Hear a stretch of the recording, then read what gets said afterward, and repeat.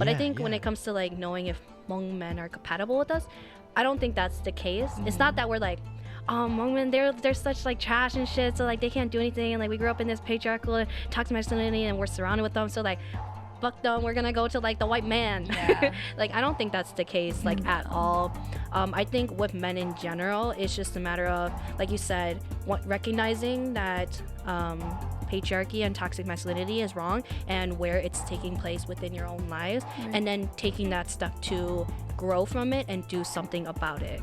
Yeah, but I don't think it has anything to do with like us saying like we don't want to be with Hmong men. Yeah, so we're gonna move on to black guy, guy. Yeah. This message is prohibited. All right, welcome back to another episode of Taboo Talks. Here I have my guest from the newest, kind of like one of the new podcasts in the area, started over at the U of M. Y.E.S.Podcast, Y.E.S. And Y stands for Yoko, E stands for Emily, and S stands for Sandy. So the only things I really know about you guys is that I assume that you guys all met. So I went onto your Facebook page, the Y.E.S.Podcast page, and I was like, dope. It seems that you guys all met through HMSA at one point in time, at the U or something. Correct me if I'm wrong at any point. So you guys met over at the HMSA. You guys were on board with each other or something, and that's how you guys really started connecting. I also listened to your podcast. I think two you guys weren't close in the beginning. Like you guys. That's funny. Yeah, we can expand on that. A joke, but not even a joke. It's just it's like, real. It's real. I mean, like, you know, my relationship with M, I just didn't like her at first because it'd be one of those situations where why is she like that, or like she's a little too uptight type thing, which is the reason why I'm like, I don't know how I feel about this, because I am like a big loud person, like I'm annoying as fuck, and so when I was like interacting with M, I'm like, I'm not feeling her energy. Yeah, so me and Sandy, because I had heard of Sandy beforehand, but we officially met at spring retreat of 2018. Right? Because we entered. And me and Yoko were already on board with each other, so we had already been getting familiar, but because as newly board members, we had some duties, and there's some things that we had to do like the day of, and so it was really stressful, and that's probably why I looked uptight. And I think Yoko was sitting with Sandy and a couple of their other friends, and then I came by and I was like, Yoko, let's go, we gotta plan some stuff. And it sounds like I'm very like, okay, they know my work style, so they know my work style now, so they know like when I have like a goal or when we have stuff to work on, I'm like, okay, let's go do this. And so Sandy didn't know that she yet. just seemed like stressed as I was stressed. I was stressed that day, but we're good. And so I'm always like, chillax. But I get it, because you know when you're on board, or you know, all that is so stressful. Wait, so who's like the mom of the group then? Me. Okay. That's me. That is me. Okay, that's what's up. What's up, man. Okay, and it seems like Yoko is just kind of like glue. You're kind of like the glue, a little bit. I'd say so. Yeah, you're the glue. You're like in the middle. That's why you're in the middle right now. No, I'm fine. But yeah. So there's a couple of things that we wanted to talk about today, but for everybody that doesn't know, that's listening in, watching this, HMSA, they are the Hmong.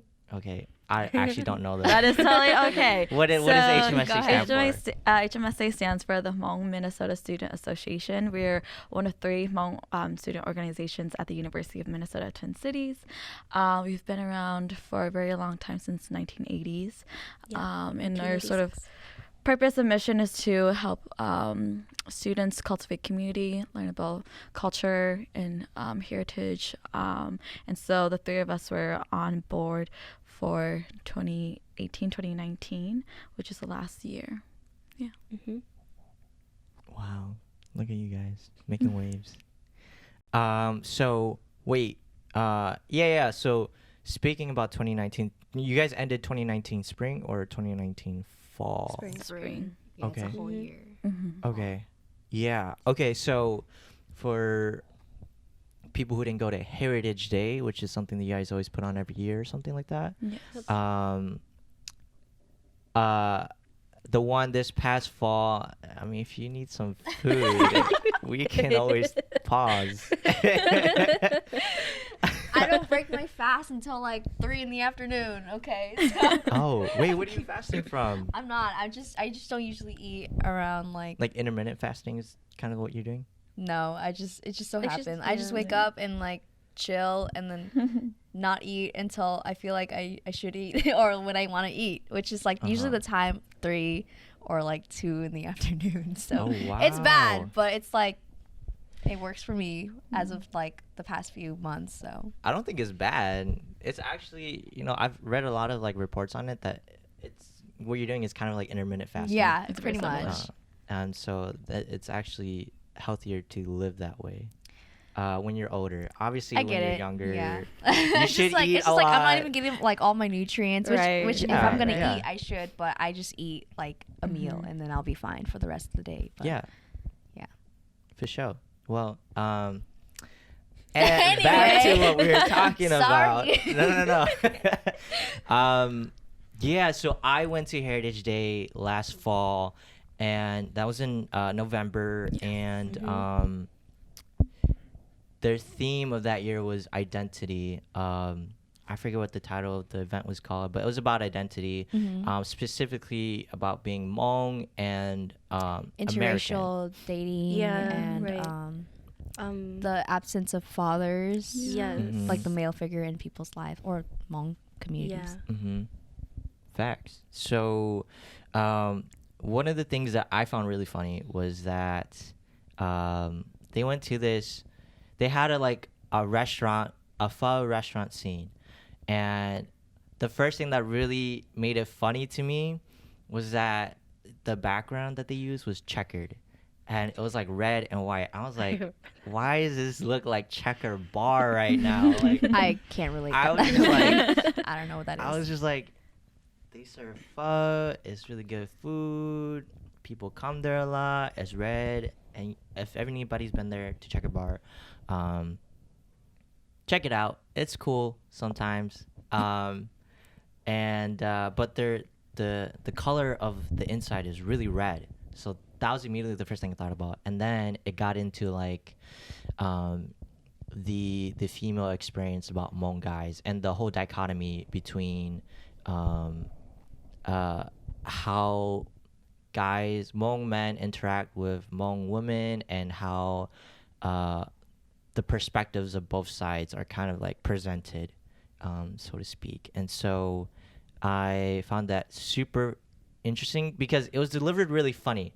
And I was like, man, like I totally see that too. And like, yo, it's a little bit cringe when you're there seeing it, but it's like a funny cringe. I don't know how to explain it, but it was just super funny. I was like, yo, this is hilarious. Like I totally understand like where the women are coming from. And then I was like, but as a Hmong man, like I was just like, I can also kind of feel where the dudes are coming from, and it's just like it's just funny. So yeah,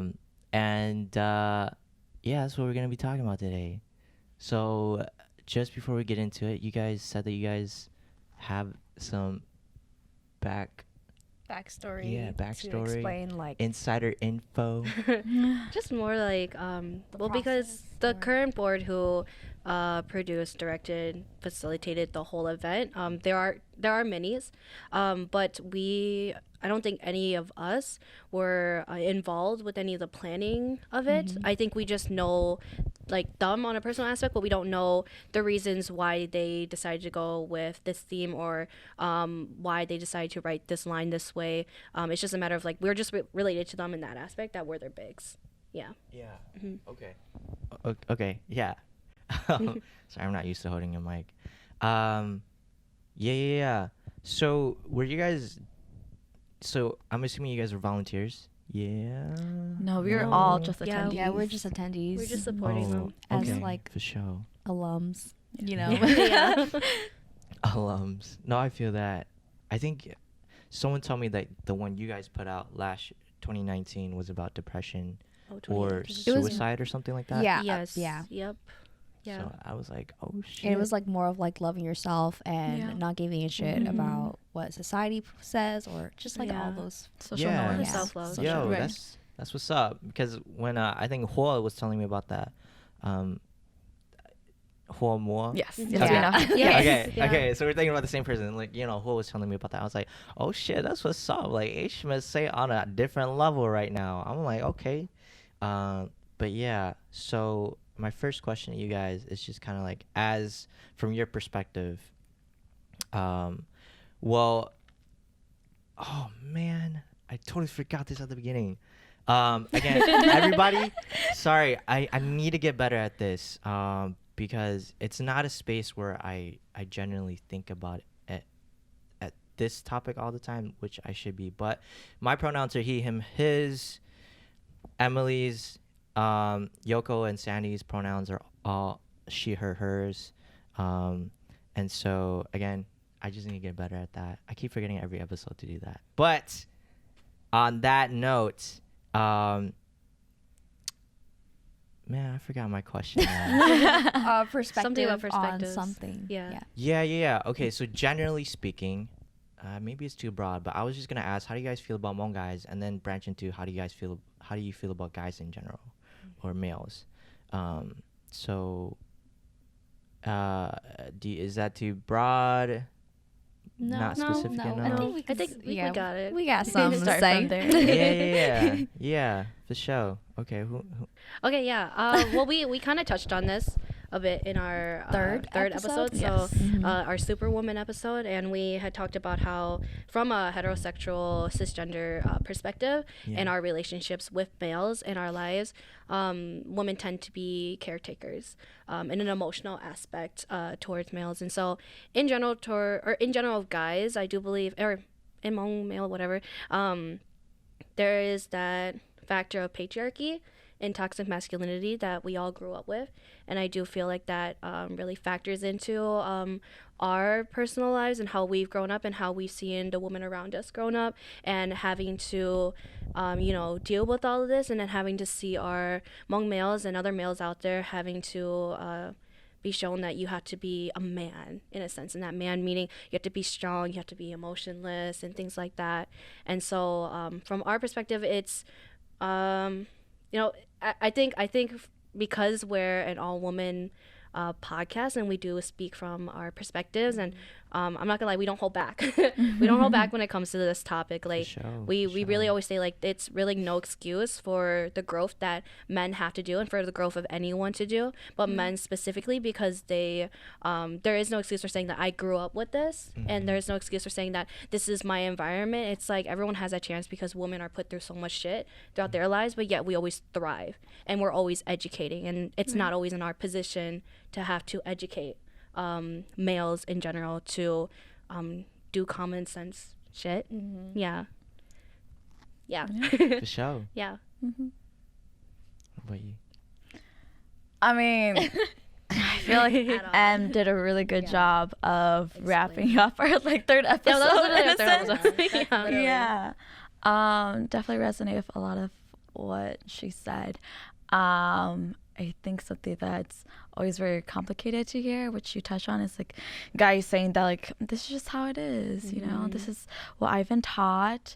But the fact is, like, we have so many resources in this day and age to, like, unlearn and relearn, and to challenge our own beliefs. And I think that's really important, because when we just take in what we see and hear, then, like, we're just living almost like on automatic mode, and not really taking things into our own hands and trying to really see what is it that I do believe in, and what are my values, and where do they stand, and how do I stick to them, and how do I challenge these systems that have been in place but we know that are not working for us. Yeah. Do I even have to say anything? Like, that was perfect.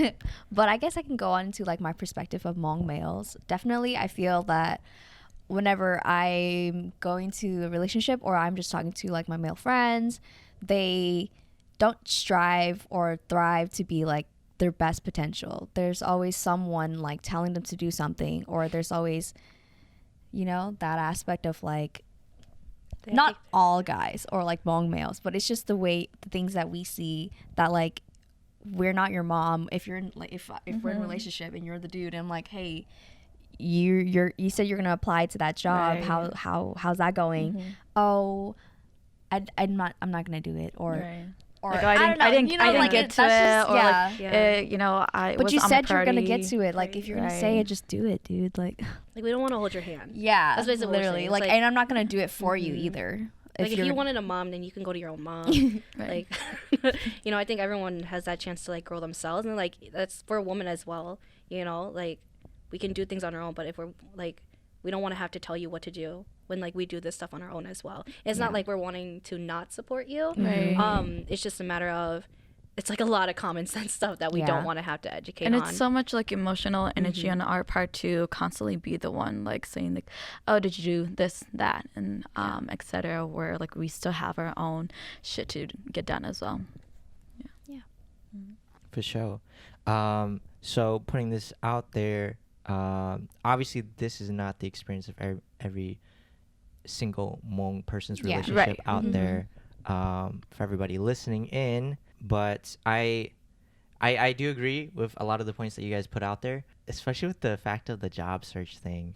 That was just an example, but okay, you can go on. Yeah, dude. I know a couple of people that should just go and put themselves out there, and you know, there's a lot of to your point specifically about the systems in place not working out for us as a nation. When I say nation, I'm talking about the Hmong nation within this country. And so, you know, there's a lot of things in place that don't really support us, benefit our own health, and help people can intuitively see that or understand that, like, you know, this society really does benefit the white and the privileged, and where the mindset is just kind of like, oh, like, we understand that this society is not going to benefit us, so like, why should I do anything there? And that mindset in itself is also very toxic. So and then especially from your perspectives, do you feel that Hmong men have too much pride, or Sandy kind of go face? Like too much pride. Like, I'm gonna stop there. As a general quality, I mean, I would say it's hard to generalize anything. It's problematic to generalize anything. Sure. But talk about your experiences and the males that you have seen. Yeah, I mean, for me, I definitely see that. It depends on, it's situational as well, depending on whatever the situation. So I do think that guys are prideful, or like the guys that I've experienced, whether that's like as simple as not saying sorry for what you did wrong, because if I say sorry, I'm gonna look like, I don't know, like what a simp. You can say yeah, simp. like, I don't know, I guess so, like they're weaker than they really are, or like really, I don't know, that's just one example. Yeah, for sure. No, I get that. Yeah, I think our culture in itself, again, is based off of like a lot of patriarchy and toxic masculinity. Like, I mean, we can just see it already through itself, through our traditional practices and ways that men are always valued. And this does get to your head as a pride thing. And, you know, again, back to that aspect of like what it means to be a man. I definitely think that goes to like Sandy's point of like not wanting to apologize when you're wrong, not wanting to step down from and actually listen and educate yourself and learn and grow, when, and always sticking to your own beliefs when like sometimes, like, you know, morals and values like definitely are changing, and there is a right and wrong in certain ways that we do things. And so for Hmong males, again, it's not every single one, but our culture is based off of patriarchy and toxic masculinity, and there definitely needs to be changes within that aspect. So the answer is yes, some Hmong guys are prideful, but yeah, again, not generalizing that all men are prideful. Yeah. So, depending on who's who and like what we see. So majority, yes, they are prideful. I think it does stem from it's a generational thing. For sure. You know, and for many generations, we did run on a patriarchal kind of a system, where we place values on specific things that don't, as we've, I don't want to say evolved, but as we've progressed as a race, that we understand that that is not healthy and shouldn't be perpetuated. But it takes time. It takes time. And that so with time, I've been meeting a lot of new people, especially in the Hmong community. So just to put myself out there to get blasted and roasted, I actually didn't like the Hmong community at all growing up. I was involved and I did stuff, but like I was artistically speaking, so I do music, for if you guys don't already know. And when I looked at the stuff that the Hmong community was doing, I was like, yo, this is jank. Like, this stuff right here is not worth my time. So I left. I left to Chicago to study over there and just be part of the American scene, basically. And from there, after doing my studies there, I stayed there for like an extra 2.5 years. And then I finally came back last year. And my eyes have been it's been widening to see a lot of changes in the community here, especially artistically speaking and perspectively speaking. I've been meeting a lot of new people, especially new young men, that really have been changing my own perspective on how Hmong men are. And so to your point, and so I bring it up because I think as from all the new young Hmong men I've been meeting, I feel as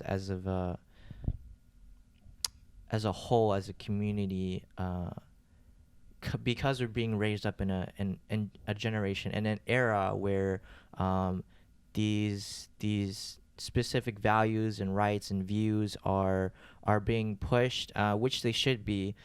And because it is in American media, we're being influenced at a young age. And I think that they are realizing that, yeah, patriarchy there's a lot of toxic stuff there, and but then it gets into this point of like, we recognize the shit that's making us shit.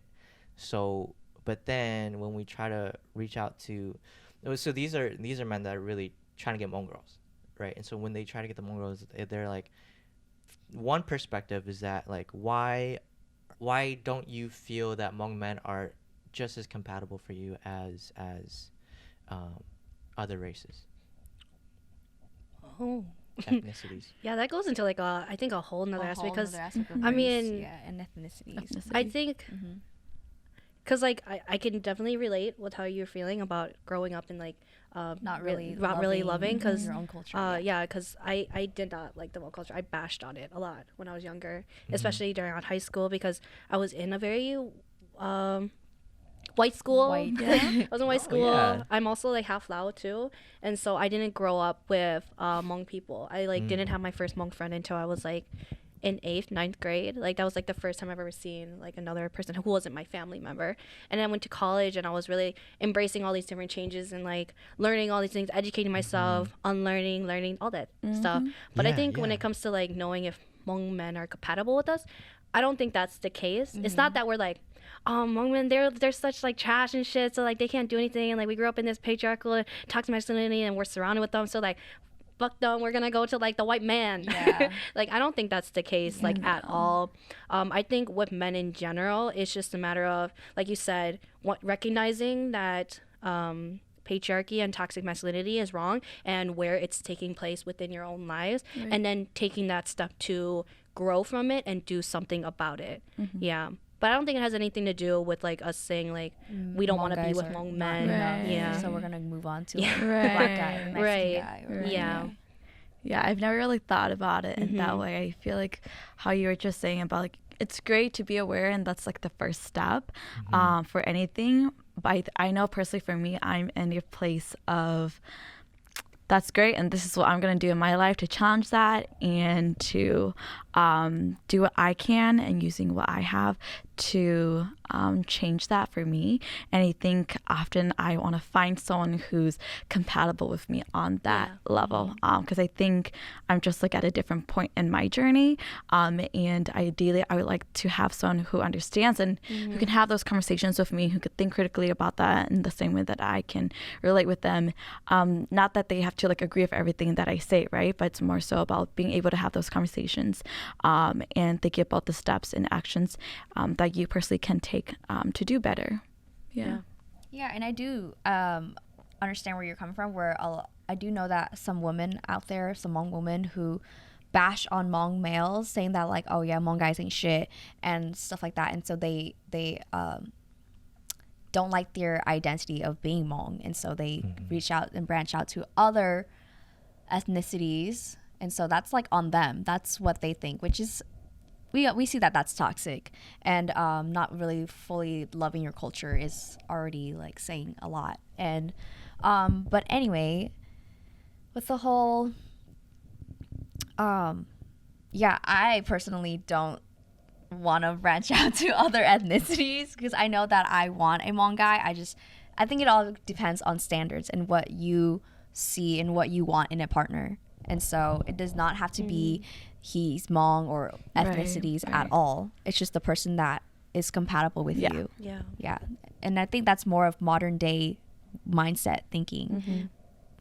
Yeah. For sure. Because I kind of want to bring this into another a different kind of arena where yes, patriarchy is being perpetuated definitely by a lot of our community, especially on the male side of things, but I think it's also being perpetuated by a lot of females in our community too. And and because I know a lot of people who side on both sides of the coin, so a lot of dudes are like, man, like some of these Hmong girls, they just like, and but there's the other side where like dudes are not the epitome, but are some examples of and pieces of what you guys have talked about right now. So on the other side of the flip coin, I've seen a lot of that patriarchal values being promoted through a lot of new females that I've also been meeting as well. So like, what about that? Like, what are your opinions about that? Well, I mean, your gender doesn't matter, and like it's not like you're X and therefore you do this, right? It's not that you're a man and therefore you perpetuate patriarchy, right? It's everyone involved in the community and the culture who has done it. And so it's not like specifically to one gender, and I think it's about holding each other accountable. I think that's a really big part of it.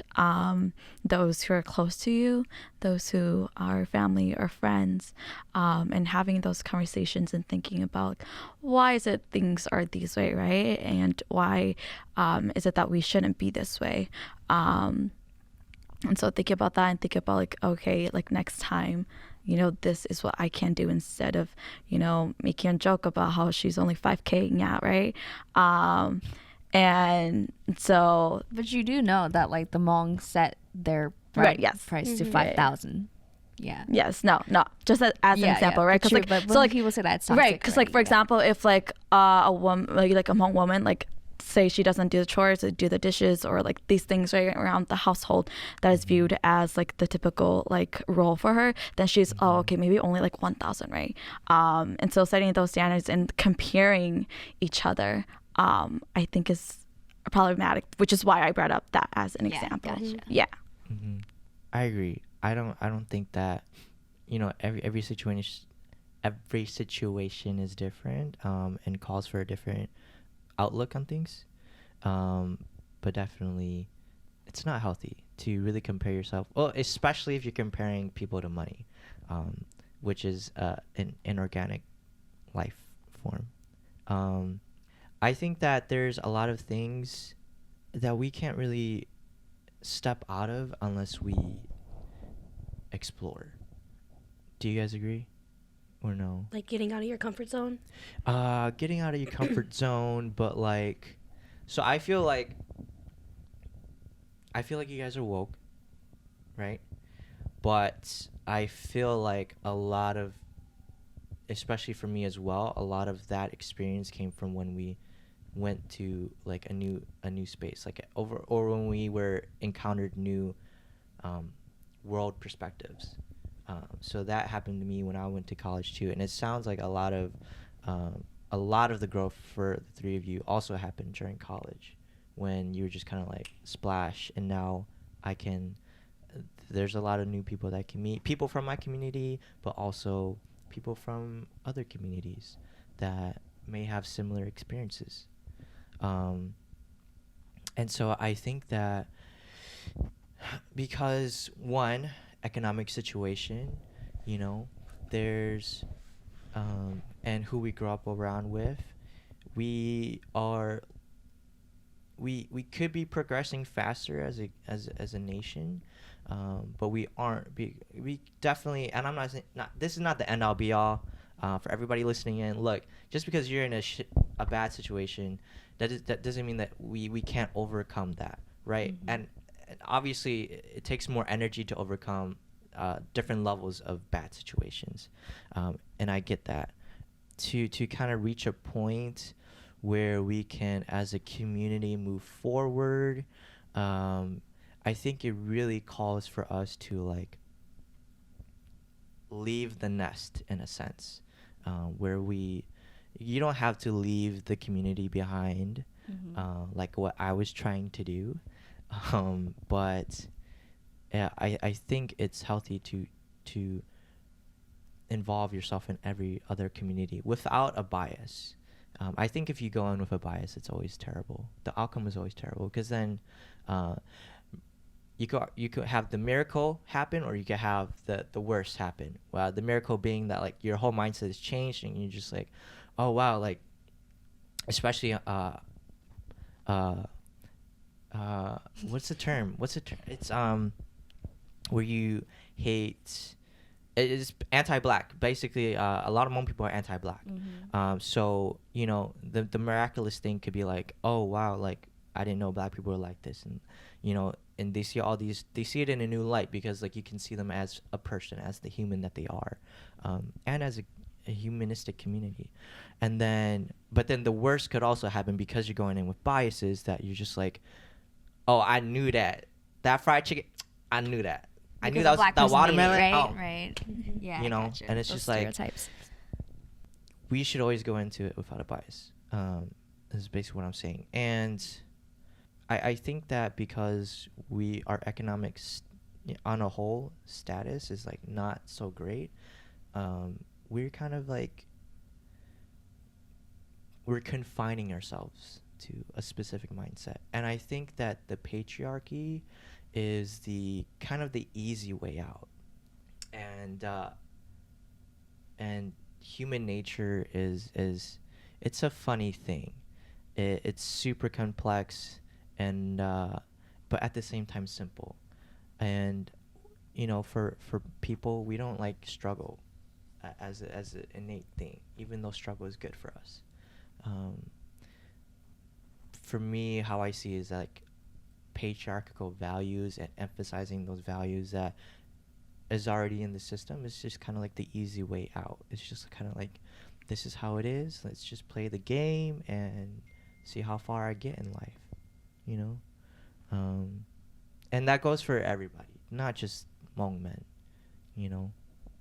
You know, I agree. I think going into a space, being open-minded and willing to have a conversation is the way that it can be progressive, because you know, exploring and going out there and learning new things is the first step in educating yourselves and like exploring new realms of like what you didn't know, and like changing your mindset as well. Because I think in my aspect, I always hold my morals and values, but I know that not everyone has the same morals and values, and I know I'm not always going to have a conversation with someone who has the same morals and values as I do, but it's about having that conversation in the first place, where I believe can get us to a certain place of like understanding one another. Yeah. I feel like often we do something called confirmation bias, where we seek out things that like we already know we agree, and that we already know that like we think on the same level. And I think that it is so important to talk to other people who don't hold the same values, to get a better understanding of why they think that way. Because there are just a lot of different perspectives, given that we're all so different as well. Yeah. Yeah, for sure. Okay, so let's get into just like, what do you think at your current time is good qualities that a person should just have, that you're like romantically pursuing or looking to pursue? Because at the end of the day, it's not the fact that you're Hmong that Hmong girls don't like you. It harkens back to what these people have been saying, everybody, that hold on, give me a second.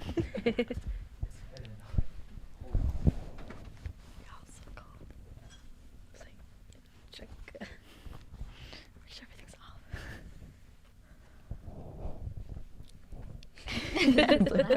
off. Segment like Reminds me of yesterday. So now we'll be going into our standards and what we see in God, or what we want in a person, in a partner. Yeah, exactly. So, because at the end of the day, you're a person, and regardless of your race, your skin color, your values, your identity, you're a person, and just because I know that a lot of my audience is hetero cis, for you guys, I'm assuming, are you guys hetero cis as well? Cool. So then for you guys, what are some important values? And obviously we'll state the values, and then let's try to get into the nuances of it, because like there's levels to this shit, there's just like a lot of, I don't want to keep talking. Go for it. Do either of you want to start? You can go ahead, Yoko. Tell us more about the guys, or the person you like. Oh yeah, this person. What do I like in a person? I think something that pops up in my head for one of the first things is mentally being in the same place. So like mentally maturity, that kind of thing. I think I've done a lot of sort of self-exploration and self-discovery, thinking about my identity as a Hmong woman, what that means to me, and how do I define that for myself. And so for me, that has been a really important part of who I am and my identity. And so I want to be able to have those conversations with my partner, and someone who is also thinking about their identity and what that means from them. I think that's just something that I have enjoyed, knowing that like they can think critically about who they are themselves and what has impacted them to be that way, and how they want to be in the future, and how do they want to grow as a person. So that's one of the things. I'm thinking. I haven't talked to males in so long. I'm like, I've been working on myself, so I haven't really I have thought about like the values and like the standards of what I want in a guy, but I think it's also important to know that you have standards of this one person, right? But does those standards lie within like you? Do you have those qualities as well? And if you don't, you also have to like check yourself, like, do I have $1 million in my bank?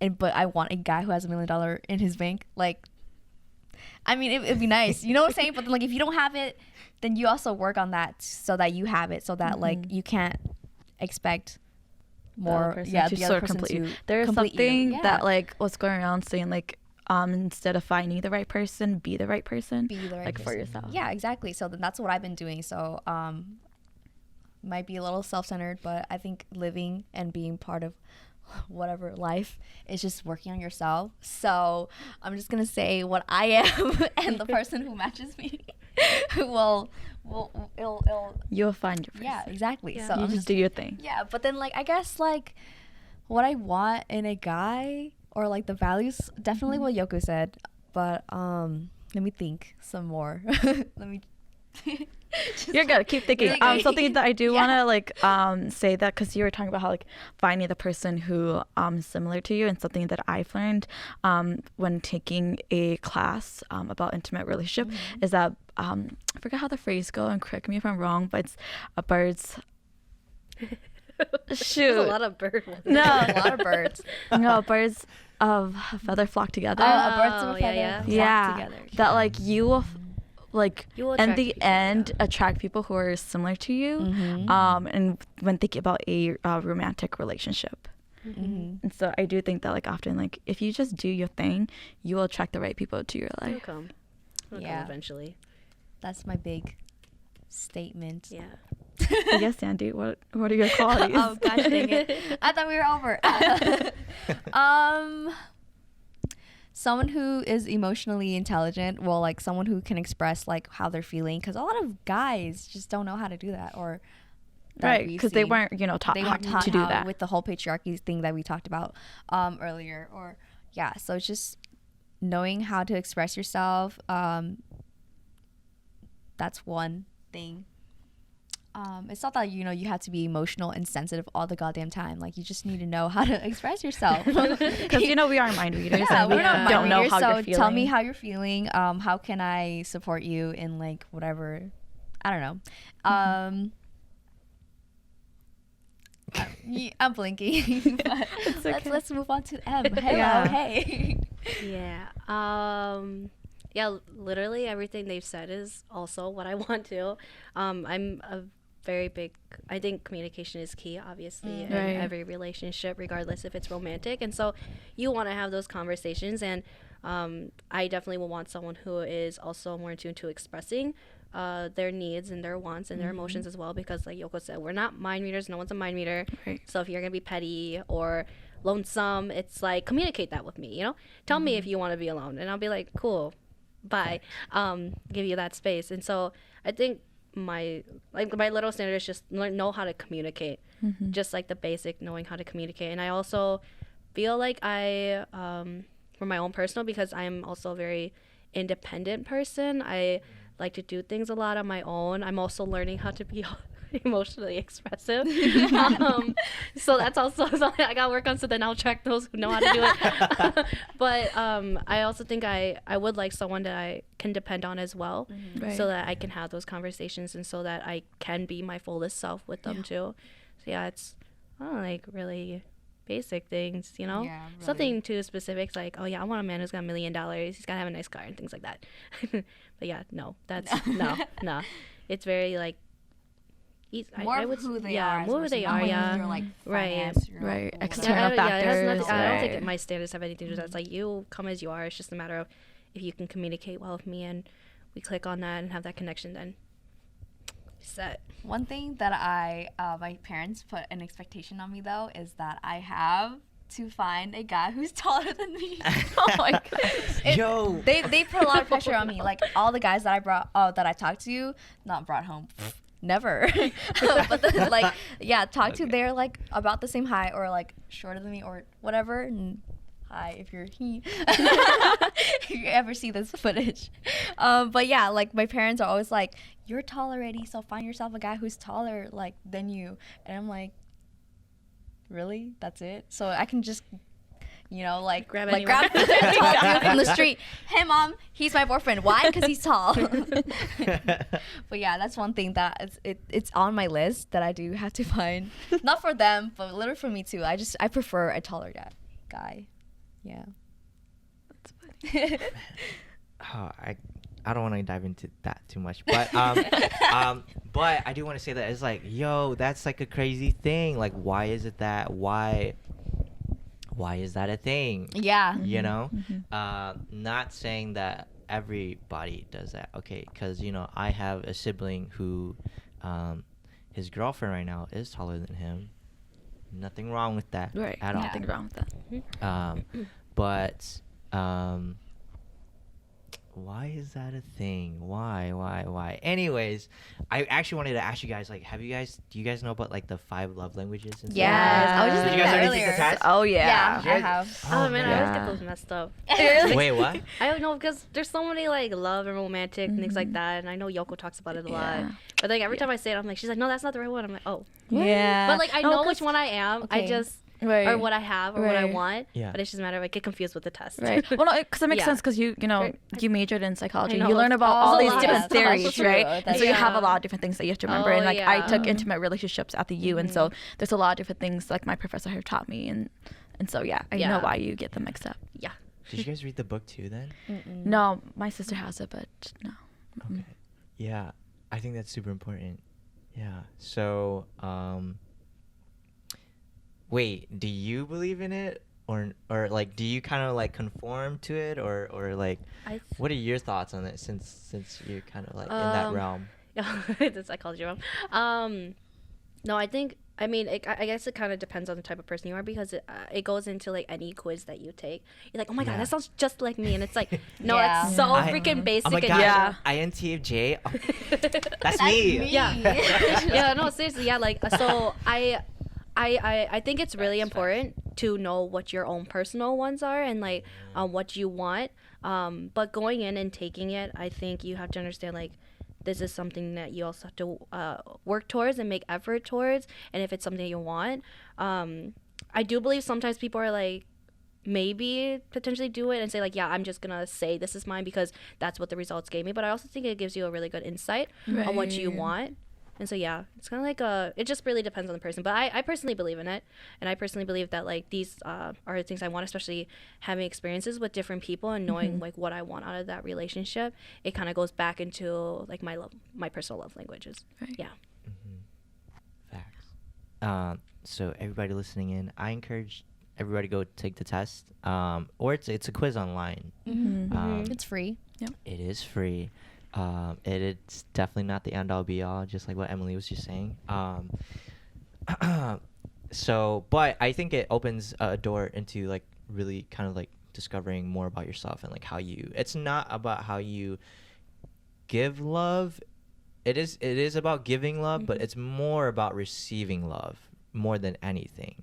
And so at this this quiz, there's 5 categories that you can fall into. And I think the one online, if we're thinking about the same one, gives you your top 3 love languages. It will still give you all of the 5. Yeah, It's they just- rank Yeah. you from highest to yeah. Yeah. lowest. Okay. Yeah. I think a couple of them are acts of service. There is quality time.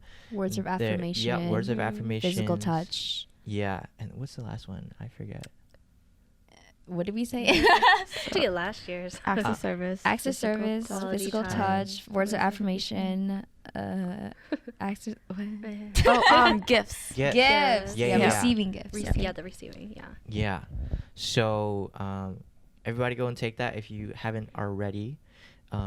It's pretty hot still. It was hot like a while ago, but it's still it's on the trend still, I think. But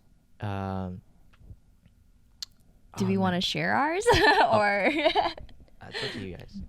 I don't mind. Yeah, Yeah, I don't mind either. Do you want to share yours? Do you want to start?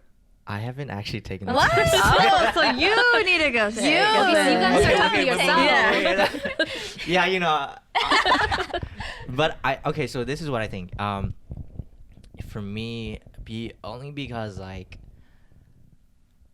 I've read up on it a lot, I don't know for sure if the test would agree with what I think about myself, but I feel that my top 3 are quality time, acts of service, and then physical touch. Because I don't really care about gifts and what was the other one? Words of affirmation. Yeah, like words of affirmation is nice. You know, if I was in a relationship where, you know, my partner was basically always beating me down, like that would suck. Right? Right. Obviously. I mean, That that's would be toxic. the That's toxic. toxic. Leave that. Toxic. If that's you right now, leave that relationship. I know it's hard. But really think about if that's really happening to you right now. Really think about yourself. You know, because self-love should It's the always best kind of love. yes, that, and it should always be equal to your love for another person. Yeah. So,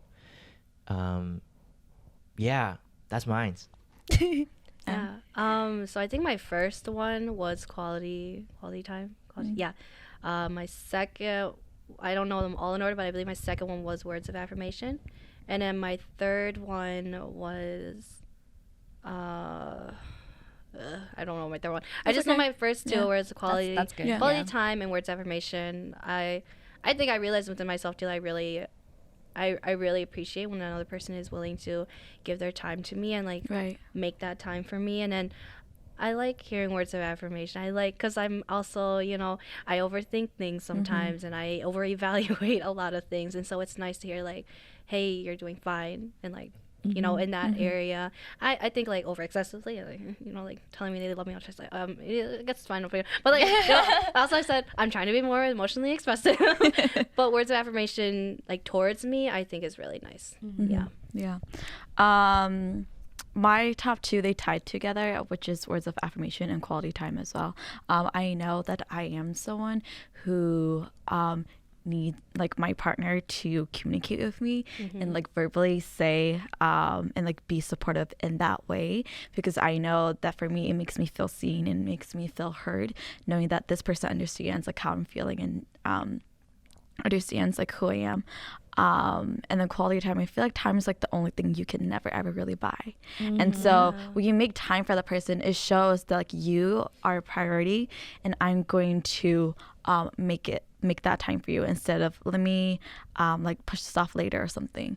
It sort of just shows that like I'm not a like priority for this person.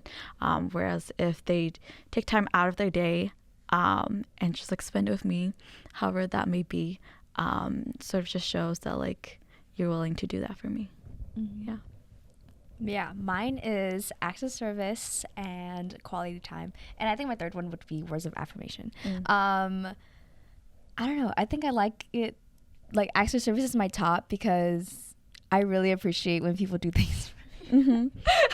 It's as simple as like refilling my water bottle. I'm like, oh, thanks. Because like you thought about, you know, Yeah, someone's you thinking thought about about you, me. and they know like Yeah. that's what you want and need in that moment. Yeah, and I know that physical touch is the bottom of my list because I'd be like, don't touch me. I also like my own bubble, okay?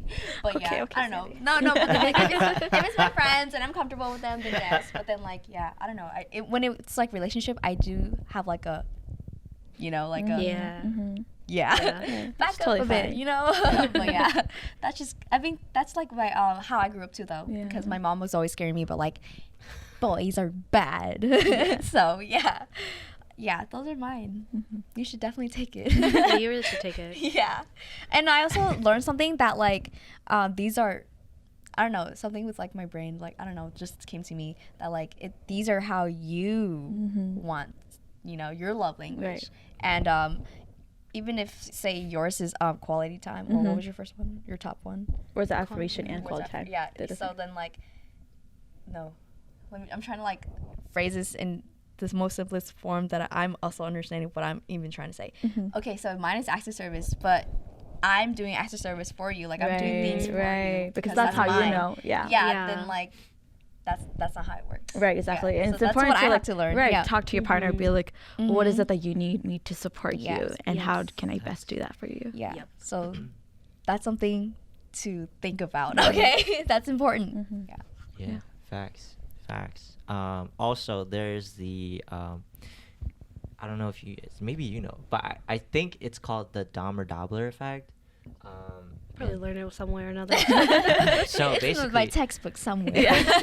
so on page 365 of no, so the Dobler-Dahmer effect is it's kind of like so let's take these love languages for example. So like for me, it's quality time, right? That's not a really good one. And a really easy one is like acts of service, right? So let's say I'm talking with somebody and like I think it'd be really cute to be like, yo, let me go, I don't know, get a coffee, or like, or like put your clothes away, or something like that, something small like that, right? So the Dobler effect is basically, so I don't know where Dobler comes from, but I know where Dahmer comes from, which is like Jeffrey Dahmer, the serial killer. I was gonna say the serial killer. Yep, the serial killer, rapist, here in Minnesota at one time. Wasn't he the one that like ate people too? I did not know Like he that. killed, like he killed them and then I've he never would heard eat of them. Intense. Yeah, so Yeah. he would romantically like approach women and then like bring it. Yeah, it's kind of like a Ted Bundy kind of. Oh thing. yeah, Yeah. Ted Bundy. I was Very like, that similar. sounds Right, familiar. it sounds like Ted Bundy. Yeah. So Dahmer basically, if that person doesn't like me, it's just kind of like, yo, that's weird. Like, don't do that shit with me, even if that may be their love language. But it's their love languages. They got to be like at least halfway there with you first. You know, Yeah. like Right. don't be like. Yeah. No, Like, I get what you literally, mean. yeah, I Okay, get because it. it reminds me of a video One Food Production made where which they one? compared guys that would do the same thing for this one girl, but like one person she was romantically interested in and show that she was, whereas this other guy she was not, and show Yeah. that she was not interested in him, but like he would keep coming back, and it was like for their interactions it was like weird, and it's like, oh, he's like creepy and like all these things, like he might want to kill me or kidnap me, right? Right. But with the guy that she is interested in has like expressed that, she's like, these are so great, like he's a great Yeah. person. Yeah, so that's sort of what made me think of that. Yeah. Yeah. What the episode was called? Yeah. What is it called? I don't. Was it like one of their short films? Yeah, it's one of their. It's not a. No, it's one of their YouTube videos. Oh. It's a couple years now. Okay. Yeah. Got it. Oh, I didn't know you guys watch Wong Fu. They're great. Yeah. But yeah, it's exactly like that. So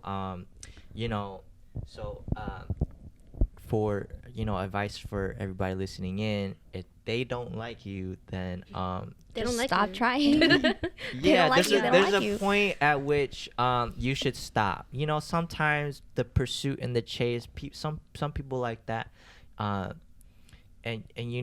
that's a situation by situation thing. So, and you gotta feel it, and you gotta understand and know, like, okay, like, yeah, this person really doesn't like me, so I'm just gonna stop. You can always try being friends, but once you reach that point, you're probably not gonna be friends anyways. So love languages. That's always good to know, how to communicate with your partner, how to, obviously somebody who's introspective, but also extroverted enough to vocalize their thoughts to you guys. I'm gonna throw some out there as well. Like, I agree with everything that you said. It's a two-way street. Love is always a two-way street. And affection and yeah, it's always a two-way street. So for every, if you don't know what the word cis means, it just means that you identify with what you were born with. So if you're born male, that means you think that you're a male, and you believe that you're a male, and you agree with that statement that the government has given you. So if you're a cis hetero guy out there, yeah, do some homework on yourself. It's not always homework on the person you're trying to chase. It definitely, there's an art to it, for sure. There's an art to having a relationship, because art imitates life, and life is beautiful. And so some things, so research yourself. That doesn't mean you have to sit at home, 8 hours a day, just being like, oh, Google man. yourself. Am I a good person? Yeah, you don't have to look at the stars and be like, oh man, like, smoking They're a lining blunt. right You don't now. need the blunt. You don't need some, whatever, any extra drugs to kind of like get you there, because I think the best way to find more about yourself is to really go out there and talk to people, but in a super innocent way, because that's when you really just find yourself. I was explaining this to a friend one time, and I was like, because funny enough, it was 3 friends, kind of similar to you guys. I feel like you guys are really close knit. So these 3 friends are really close knit, and a lot of the times they will always tell me, like, you just gotta find yourselves. I'm just like, okay. And this is like over the course of like 3 years, and I'm just like, okay, how long are you guys gonna like find yourself? Because like, you can only stay in a place for so long. And I told him that, like, yo, there's a point where you can't know. It's similar to how, like, you don't know how good you really are unless you have someone to base that off of. And that goes for anything in life. Like, you don't know how good you are at the piano, how good your cooking is, how good your reading skills are, unless you have somebody else there to kind of like gauge. And so I think that same overarching idea can be applied to finding yourself. Is that, like, you can sit in your room all the time and in an enclosed space and think about, yeah, this is who I am. But if you don't really like socialize with other people and really like just open yourself out there to reacting on the fly, then it's kind of like everybody's a light, but we're blind to our own light, but we can see the light of other people. And only when we see the light coming off of other people can we really see our surroundings that we've put up for ourselves. Yeah, so that's something that I think we as dudes need to work on, but also for those out there who are cis females, I think also need to work on.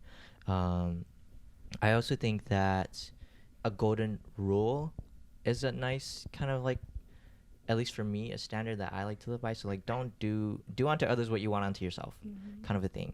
So and that standard I think is flexible enough for everybody. It's just kind of like, if you don't like washing your dishes, don't expect your partner to wash the dishes because you're not washing your dishes. Welcome back. Let me redo that. You're good. Take your time. Take your time. All right. Thank you guys for waiting. We just come back from intermission. And yeah, so we were talking about Dobler-Dahmer stuff. If the person doesn't like you, then it's okay. Move on to the next person. It's okay to have failures in life. That's what life is built upon. Do you think... Okay, wait. Oh, yeah, this is what I kind of want to get into, too. So, like, so there are things that are categorized as more feminine and categorized as more masculine, right?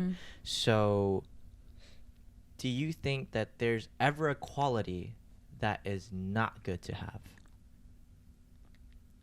For example, like, being headstrong / stubborn, being prideful, having things that may be controversial to have, but are they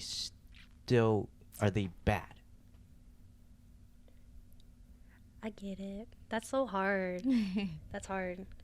Because, like, when it comes to, like for your example, like, stubbornness, like, it can come off in a bad way if you are stubborn about something and not wanting to, like, either move past it or grow from it or admit your wrongdoings. Like, that's really hard. But then also, like, staying your ground and, like, not changing, like, who you are is also, I don't know, it is very, like, controversial in itself. Because, like, I already know I have qualities in that area too, of being stubborn and impatient, but I also know that it can be toxic in some ways too. It didn't answer the question, but no, it's really hard. One. Yeah. I know one thing that I don't like in like human beings or like if my partner, but I don't really want to share it because I'm gonna attract it, you know, because you know that one saying where it's like kind of like I'm scared of money. What's that, like, I was thinking of like law of attraction. Yeah, that's Wait, what. But then that's Yeah. different. That's different. It's That's different. Well, law of Oh. attraction is opposite. It's like Yeah. if you say like I want this, and you consistently Yeah, put and that then it'll out come to you. in the Yeah. universe, But then there's you will also attract that. that. That's kind of like what we were talking about earlier. But Yeah. that's kind of different. Right, it's different. But yeah, like there's just like this thread going on, like I don't know, if you fear something, you're gonna get it, or I don't know, something like that. But anyways, like, okay, for example, like my mom, she said that like she doesn't like guys that are, you all speak Hmong, right? Katinga, or like show off, so to say. And so then like my dad is a show off, and that's what she attracted. See, she was like, oh my gosh, this just the other day, I said I wasn't gonna get me a show off man, but I got one, type thing. So then that's why I didn't want to share it. But anyways, I'm just gonna share it because I don't like guys who smoke, or like any guys who smoke like cigarettes or anything, because that's like bad for your health already. And I like a guy who can take care of himself, whether that's mentally, physically, and all that, whatever. Just like me, 'cause I'm trying to take care of myself too. And so yeah, cigarettes is already controversial with like you're spending this much for a pack of cigarettes and all that shit that's doing bad to your organs and all that stuff. So yeah, cigarettes to me, that's not, I don't know if y'all call it a quality that like whatever, but if he does it, I'm like, no, I ain't going to secondhand smoke and die.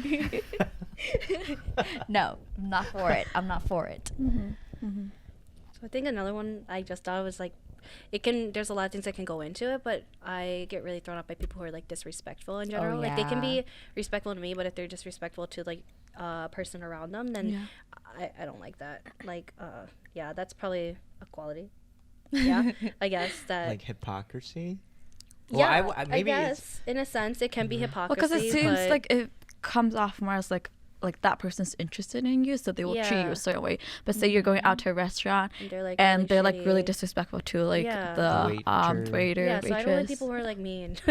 That's like another way to put it. Like if you're mean or disrespectful, like work on it, because not gonna work with me. Yeah, and authentic, because I don't want Yeah. to say it's hypocrisy.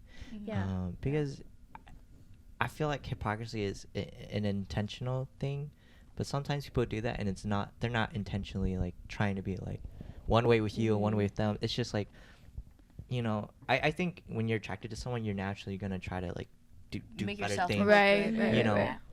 So I don't want to say it's hypocrisy, but I do think it's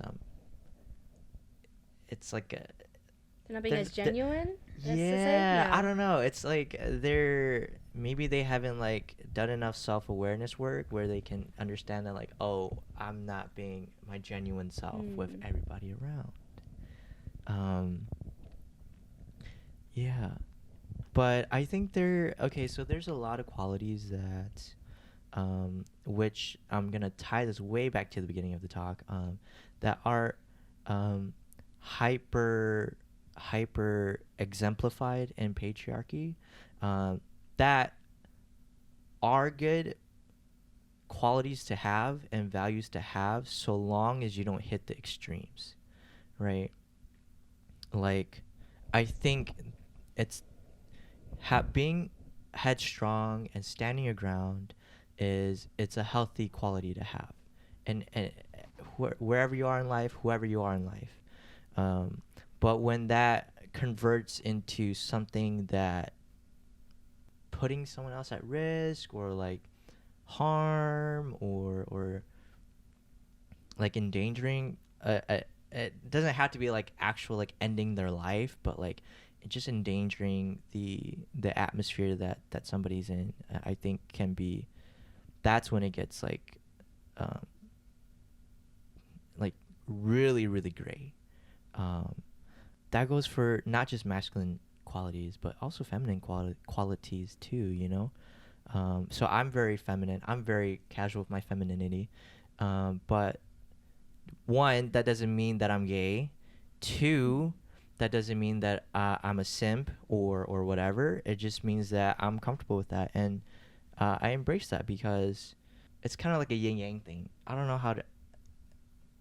I should have thought more about this before coming onto the podcast, but it is really like a yin-yang thing. So just imagine, everybody listening, just imagine you're on a serpent or like a dragon with no wings. You know, like the flying stereotypical Chinese dragons. And you're trying to stay on. There's no saddle. The best way to stay on is by staying in the middle of its back, wherever you are. And this dragon is the representation of the relationship, the representation of yourself. It can really I really apply it to a lot of things. So like, you know, like the political atmosphere, like we can't be too left or too right, like, because being in the middle is where we have the most probabilities to like stay on the dragon. Yeah, I think I don't want to demonize specific qualities that people have, because that I think when you start demonizing qualities, and we already know about this, when you demonize certain identities, it takes the human out of it, and that's how you drive people to a corner in which they may manifest what we have always perceived of them, which isn't really who they are. It's just that we have driven them to that point, and anybody can reach that point. Yeah. All right. Well, yeah. Do you guys have any announcements that you guys want to say? Anything you're doing? Yes, podcast. Our episodes are usually out on Saturdays. We try to launch our episodes on Saturday around noon, 12 p.m. So that's just kind of like a listen to us. If you're listening to us on our podcast, we have eight different platforms. We're on all the major ones: iTunes, Google, Spotify, etc. Yeah. Just follow us on Instagram, you know, the usual self-promotions.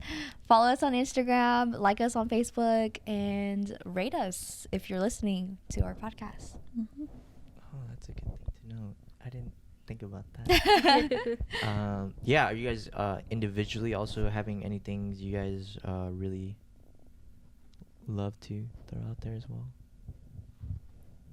Not really. No. Cool. Well, just an update for everybody. So by now, I have been talking about the Hmong Men conference that is canceled until further notice because of COVID-19. Also, a lot of events that I really had planned for this month and next month are canceled because of that. So just to update that as well, if you were planning to go to the Hmong Men conference, it is canceled until further notice.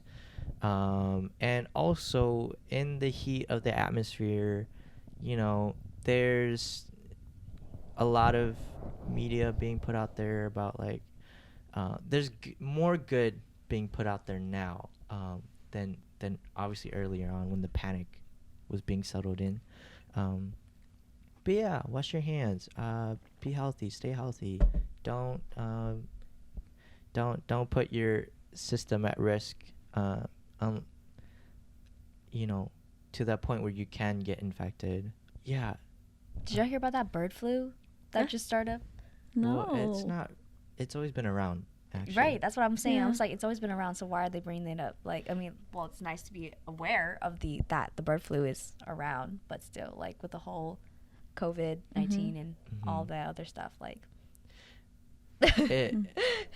Yeah, I think people are bringing it up because, you know, things tend to spiral. Yeah, right. But yeah, avian flu has always been a thing. So people don't know. It's most people who get it are have farms or out there hunting and things like that. Again, a lot of these diseases that we get they do originate from rural areas and animals that we haven't really encountered that much really, and then when it gets into our system, it spreads into it takes form, and then it can transform. But take care of yourself.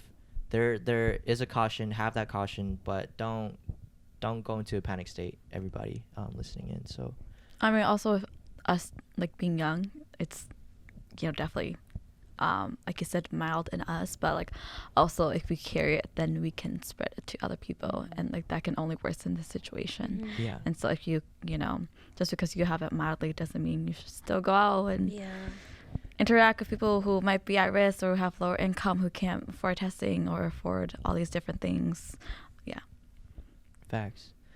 So I'm TabooThao. I'm the host of TabooTalks. You can find me at every platform at TabooThao on YouTube, Spotify, SoundCloud, iTunes. I'm forgetting one. Soon to be on TikTok and soon to be on LinkedIn. Yeah. So thank you again for tuning in, everybody.